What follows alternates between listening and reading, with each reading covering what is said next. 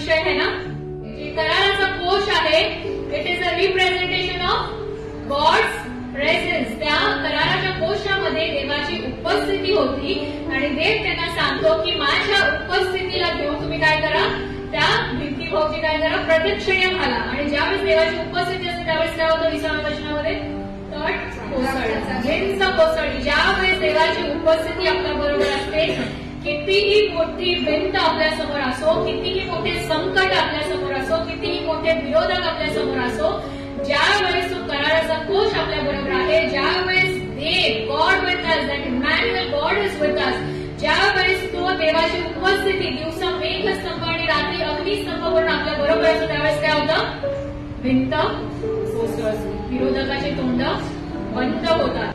God has given so many promises, पण तरीही ज्यावेळेस संकट येतात आपला तो विश्वास खंबीर राहतो का की परमेश्वर आपल्या बरोबर आहे. तुझ्या बाजूस शस्त्रवधी पडले, तुझ्या उजव्या हातास लक्षावधी पडले.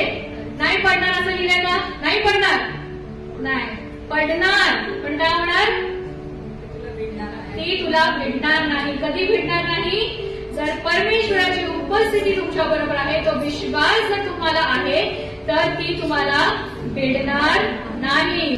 सिंहाचा सामना तुम्हाला करावा लागेल, पण परमेश्वर त्या सिंहाचं तोंड बंद करेल. If the lion of Judah is with you, you don't have to fear the roaring lion.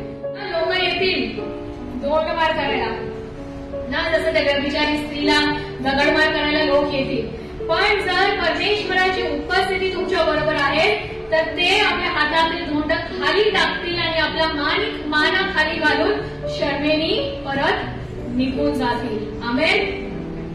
आपण गाणी गाईल ना की टाळणारा मला कधी नाही सोडणार. हे वचन फक्त आपल्याला तोंडपाठ करण्यासाठीच आहे की आपण खरोखर त्याचा आत्मसात करतो आणि आपल्या संकटाच्या समयी आपण विश्वास ठेवतो का की खरोखर तो मला कधी नाही सोडणार, माझा ताळणारा माझ्या बरोबर आहे, तो मला कधी नाही सोडणार. येशू आप रहेंगे साथ, हम कभी ना होंगे निराश. तरी निराशा येते ना, प्रभू म्हणतो मी तर आहेच तुझ्या बरोबर. अच्छा, समाप्तीपर्यंत तो आपल्या बरोबर आहे.